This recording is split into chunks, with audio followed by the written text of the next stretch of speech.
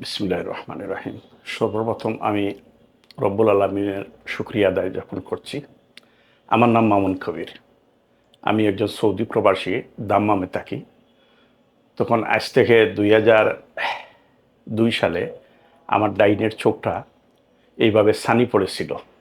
তখন আমি দাম্মাম কাহাল একটা হসপিটাল ছিল, ওইখানে প্রায় ২ মাস যাবৎ আমার যাওয়া আসা লাগছে ট্রিটমেন্ট করাতে। তো ওখানেও আমার অপারেশনটা খুব ভালো হয়েছে।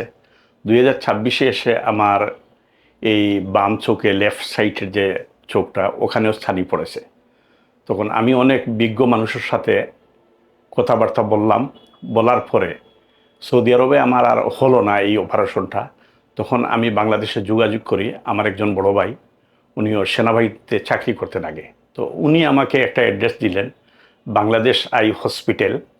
এখানে খুব ভালো চিকিৎসা হয় এবং কি আধুনিক যে যন্ত্রপাতি আছে এগুলো সম্পূর্ণ জার্মান থেকে আনা। তো আমি ৭ তারিখে বাংলাদেশে আসি। আসার পরে ওনার সাথে যোগাযোগ করার পরে একদিনই আমার রিপোর্ট উনি তৈরি করিয়ালেন এবং কি আমার যে সমস্যাগুলো আছে উনি বুঝতে পারেন। এই টেস্টের মাধ্যমে আজকে ৮ তারিখ চলতেছে। আজকে আমার স্যারে আমাকে অপারেশনের ডেট দিলেন। দেওয়ার পরে অত্যন্ত সুন্দরভাবে স্যারে আমার অপারেশনটা আমার সাকসেস হয়েছে এবং কি আরামদায়ক হয়েছে। আমি সৌদি আরবে এত বড় উন্নত দেশে অপারেশনটা করতে গিয়ে মোটামুটি আমি বুঝতে পারছি আমাদের দেশে আসলে অনেক উন্নত হসপিটাল আছে এবং কি ভালো চিকিৎসা আছে, ভালো ডাক্তার আছে। তো আমি দোয়া করি এই বাংলাদেশ আই হসপিটালের জন্য। এটা পড়ছে মালিবাগে। আজকে যে আমার অপারেশনটা হয়েছে সর্বোচ্চ ২০ মিনিট লেগেছে আমার অপারেশনে। তো আলহামদুলিল্লাহ সাকসেস। সব কিছুর উপরে রব্বুল আলামিন, আমি উনার কৃতজ্ঞতা প্রকাশ করি।